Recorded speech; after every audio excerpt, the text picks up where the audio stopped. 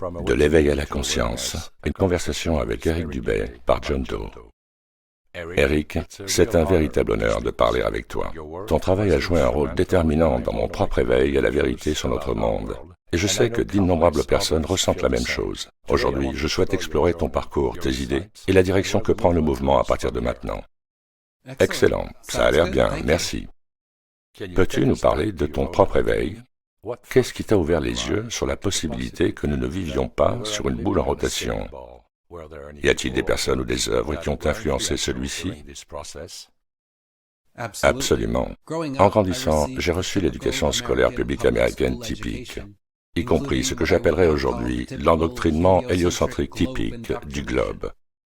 Lorsqu'on m'a présenté pour la première fois le concept d'une Terre sphérique en rotation suspendue dans l'espace, je me souviens très bien avoir levé la main en classe et demandé au professeur comment il était possible que tout et tout le monde ne s'envole pas ou ne tombe pas de la boule. L'idée que les gens puissent se tenir à 360 degrés autour d'une boule géante en rotation me semblait tout simplement absurde. L'horizon était toujours plat lorsque je l'observais et le monde ne donnait jamais l'impression de bouger. La réponse du professeur, qui se résumait en un seul mot, était censée supplanter mon bon sens et mon expérience du monde. Il s'agissait de la gravité, une force mystérieuse suffisamment puissante pour maintenir les océans, les bâtiments et les habitants de la planète fermement collés à 360 degrés autour d'une boule en rotation, mais suffisamment faible pour permettre aux oiseaux, aux insectes, à la fumée et aux ballons à hélium de s'élever et de voler sans difficulté. À l'époque, cette explication ne m'a jamais vraiment semblé logique et j'ai gardé un doute persistant sur le modèle du globe héliocentrique jusqu'à mes 20 ans.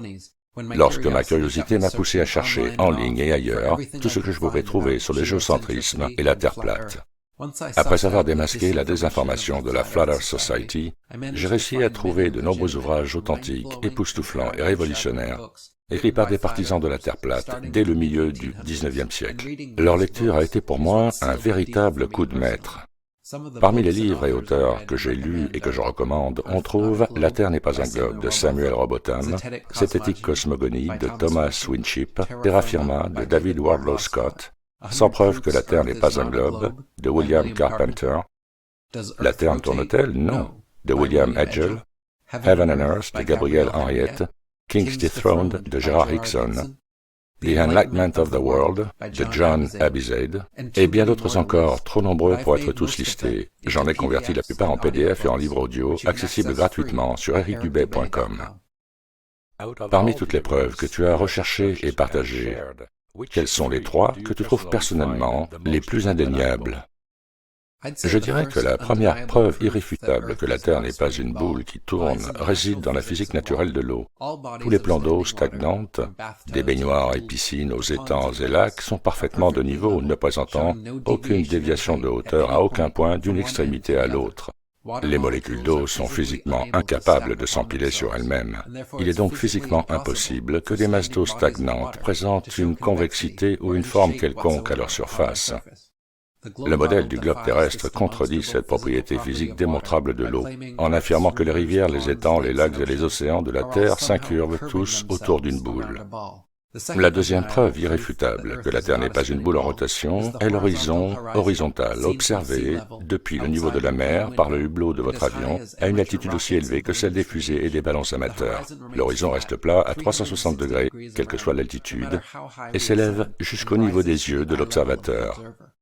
Si la Terre était un globe et que l'horizon correspondait à la courbure de ce globe, comme on nous l'enseigne, l'horizon ne s'élèverait pas avec l'altitude, mais resterait par nécessité fixe et descendrait bien en dessous du niveau des yeux à mesure que l'on s'élève. La troisième preuve irréfutable est la photographie et les observations à longue distance. Si la Terre est réellement un globe de 40 000 km de circonférence, comme on le prétend, une courbure observable et mesurable doit être présente. À seulement 5 km, la courbure devrait déjà atteindre 1,80 m, et les chiffres augmentent exponentiellement à partir de là, comme vous pouvez le constater en saisissant la hauteur de votre observateur, la hauteur et la distance de votre cible dans un calculateur de courbure. Les vastes distances de visibilité des phares en mer, les montagnes lointaines observables par temps clair, et les centaines de kilomètres d'horizon plat visibles en haute altitude détruisent complètement le mythe selon lequel la Terre serait une boule de 12 800 km de diamètre. Tu as effectué des recherches approfondies sur la NASA et d'autres institutions. Quelle est, selon toi, la véritable raison pour laquelle on nous cache la vérité sur notre Terre? Tout d'abord, il convient de noter que la NASA et d'autres programmes spatiaux gouvernementaux sont financés par l'argent des contribuables de leurs pays respectifs. Autrement dit, ces agences spatiales gouvernementales reçoivent chaque année des milliards de dollars, mais leurs populations sont contraintes de les payer. La NASA, elle seule, reçoit environ 24 milliards de dollars de l'argent des contribuables américains chaque année, soit plus de 65 millions de dollars par jour. Cela fait de la NASA et des autres agences spatiales gouvernementales l'un des plus grands budgets trous noirs existants, engloutissant des milliards de dollars au fil des décennies, juste pour nous offrir une multitude de fusées lancées dans l'océan et des dessins animés en images de synthèse de la télévision. Cependant, au-delà de sa simple source de revenus, le concept même d'espace, ainsi que la Terre et le prétendu Big Bang, ont créé et promu une vision du monde nihiliste et matérialiste, où toute idée de Dieu ou de dessein intelligent est éliminée et remplacée par des coïncidences fortuites. Au lieu que les humains aient été créés intentionnellement par un créateur déterminé, au lieu que la Terre ait été conçue intelligemment par un concepteur intelligent, on nous dit que la vie, la nature et tout le reste sont apparus pour rien et par accident. Cette théorie de l'évolution antidivine, antispirituelle et matérialiste est enseignée comme une vérité d'évangile dans les écoles du monde entier et est fermement protégée par l'infaillibilité de la science depuis plus de 150 ans. On enseigne aux enfants que nous sommes issus du néant sans raison et qu'un jour le soleil brûlera, nous tuant tous et détruisant tout ce que nous avons construit. Ce récit fataliste, nihiliste et matérialiste de création et de destruction a fabriqué une véritable religion athée qui se fait passer pour une vérité scientifique. Un tel paradigme athée, nihiliste et matérialiste anéantit spirituellement le croyant, tout en renforçant et en enhardissant son ego. Car sans but supérieur, chacun n'est qu'un accident et tout finira avec le soleil qui se consumera. Seul compte réellement les plaisirs hédonistes et la consommation.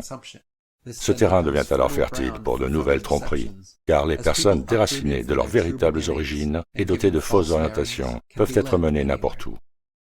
Quelle est la carte de la Terre plate qui résonne le plus en toi, entre la carte Gleason, que tous les platistes connaissent, et la carte de la Lune Plasma de Vibes of Cosmos? Plutôt que de promouvoir une carte ou un modèle particulier de la Terre plate, j'ai toujours prôné une exploration indépendante et complète afin que nous puissions constater par nous-mêmes. De nombreuses cartes montrent des terres supplémentaires au-delà de l'Antarctique avec davantage de continents et d'océans, mais tant que le traité sur l'Antarctique ne sera pas aboli et que notre droit naturel de parcourir le monde ne sera pas rétabli, nous ne pourrons compter que sur des spéculations et des oui-dire. Chacune de ces cartes, qu'il s'agisse de l'étrange carte Terra Infinita, de l'ancienne carte bouddhiste ou de la nouvelle carte de la Lune Plasma, présente des nombres, des formes et des positions de continents totalement incohérentes les unes par rapport aux autres. Même si l'une d'entre elles était exacte, la seule façon de confirmer ou d'infirmer ces affirmations serait de procéder à une exploration indépendante complète de l'Antarctique et au-delà. En attendant, les cartes les plus précises dont nous disposons sont celles qui ne présentent pas de terres supplémentaires non confirmées, jamais vues. Les cartes de Gleason, de Hammond et d'autres cartes azimutales équidistantes représentent la Terre plate d'une manière plus proche de la réalité que tout ce qui existe actuellement. Je dirais que ces cartes contiennent probablement des inexactitudes, et je tiens à préciser que je ne les utilise qu'à des fins de visualisation et d'approximation. Mais si je devais choisir, je dirais sans hésiter que ce sont les meilleurs. Quel type de réaction négative, de pression ou de menace as-tu subi au fil des années de la part des médias, des plateformes en ligne, de tes proches ou d'autres personnes? Quel a été le prix le plus élevé que tu aies dû payer pour suivre cette voie? As-tu déjà eu envie d'abandonner, de renoncer à la lutte? J'ai effectivement reçu des menaces de mort, dont certaines ont été publiées sur mon blog, mais la plupart du temps, j'ai été fortement censuré et ridiculisé. Mon contenu a été banni de nombreuses plateformes au fil des ans, et même aujourd'hui, je suis en shadow banning. La théorie de la Terre plate est minimisée dans les algorithmes et les chaînes grand public qui dénoncent et prétendent démystifier mon travail bénéficient d'une large promotion. Dans ma vie personnelle, j'ai perdu des amis et des membres de ma famille à cause de mon travail. La dernière fois que j'ai vu ma grand-mère, par exemple, c'était le jour de mon anniversaire, il y a des années. alors qu'elle sortait de chez moi après avoir regardé mon documentaire sur la Terre plate, Level. Elle trouve mon scepticisme et mes recherches alternatives si offensants pour elle qu'elle préfère ne jamais me voir plutôt que d'engager le dialogue. Quoi qu'il en soit, la vérité et l'intégrité sont mes idéaux les plus élevés, donc même la perte d'amis et de membres de ma famille ne m'a jamais donné envie d'abandonner ou de renoncer au combat. Si la Terre est vraiment différente de ce que l'on nous enseigne, crois-tu que d'autres vérités fondamentales sur les êtres humains nous sont encore cachées? Il est certain, et j'en ai parlé dans plusieurs de mes livres au fil des ans, qu'il existe bien d'autres choses que le monde qui sont enseignées comme des réalités, mais qui ne sont rien d'autre que de simples mythes. Le Big Bang, l'évolution, les dinosaures et les armes nucléaires, par exemple, sont tous largement considérés comme réels et légitimes. Mais mes recherches ont révélé qu'ils ne sont que des mythes et des mensonges bien construits. Il existe d'autres canulars historiques dont je ne peux même plus parler ouvertement sur Internet sans être immédiatement banni, et j'en parle par expérience. La Terre plate est peut-être la mère de toutes les conspirations et le plus gros mensonge jamais vendu. Mais ce n'est certainement pas le seul. Le terrier du lapin conspirationniste est profond et ramifié, et il faut une grande diligence et un esprit perspicace pour trouver la vérité. En parlant de l'indicible, et pour rester dans les codes, lorsqu'on atteint le fond de tous les terriers du lapin, on a tendance à trouver que le T de rabbit est muet. Qu'est-ce qui, à ton avis, fait qu'un individu commence à remettre en question les récits officiels, alors que d'autres, confrontés à la même information, choisissent de rester dans l'ignorance? Cette question évoque toujours deux citations similaires à mon esprit. La première de F. Scott Fitzgerald et la seconde d'Aristote. Le signe le plus authentique de l'intelligence est la capacité à envisager simultanément deux idées contradictoires. Et c'est la marque d'un esprit cultivé que de pouvoir envisager une pensée sans l'accepter ou la rejeter immédiatement. Pour apprendre quelque chose de nouveau, il est essentiel de suspendre temporairement son incrédulité, tout en assimilant des informations alternatives.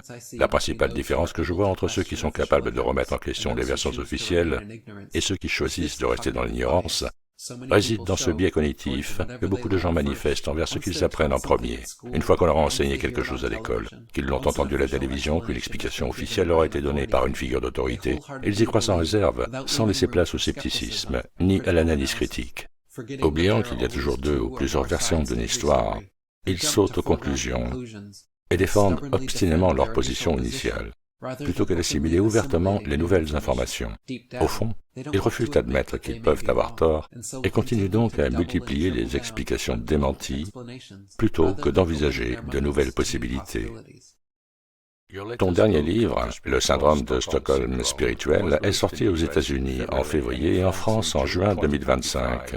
Qu'est-ce qui t'a poussé à l'écrire?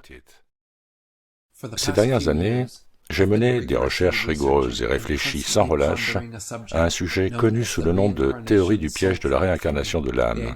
Cette idée m'a profondément touché, car elle apporte des réponses uniques à des questions plutôt obscures que la plupart des religions et systèmes spirituels ont tendance à éluder.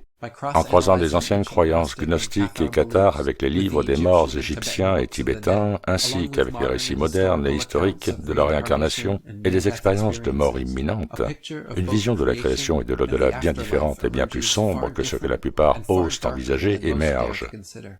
Agnostique de longue date, j'ai abordé la spiritualité et la métaphysique avec la même aisance qu'un détective, recueillant sans cesse de nouvelles informations, recoupant les analyses pour déceler les similitudes ou les incohérences, et affinant constamment ma compréhension, sans parvenir à des conclusions définitives. C'est cette approche qui m'a permis de comprendre l'importance et la pertinence du sujet du piège de la réincarnation. Grâce à elle, j'ai pu écrire le livre Syndrome de Stockholm spirituel comme un roman policier métaphysique. Mon objectif était d'aider les lecteurs à appréhender cette question très complexe, de présenter les preuves et les solutions possibles. À en juger par les premières critiques, je suis heureux de constater que les lecteurs partagent cet avis. Où vois-tu le mouvement de la Terre plate dans les 5 à 10 prochaines années, et quel avenir envisages-tu pour l'humanité si elle ne commence pas à remettre en question ses fondements actuels? Depuis le renouveau du mouvement de la Terre plate il y a seulement 10 ans, nous avons réussi à faire passer un sujet marginal, quasiment inexistant en ligne, à l'un des principaux termes de recherche Google. Nous sommes passés d'une situation où personne ne connaissait quelqu'un qui croit sincèrement à la Terre plate, à une situation où chacun a au moins un ami ou un membre de sa famille qui est désormais platiste. Des sondages récents aux États-Unis montrent que jusqu'à 10% des Américains, et au Brésil 20%, sont désormais platistes. Cela représente environ 70 millions de nouveaux adeptes de la Terre plate, rien que dans ces deux pays.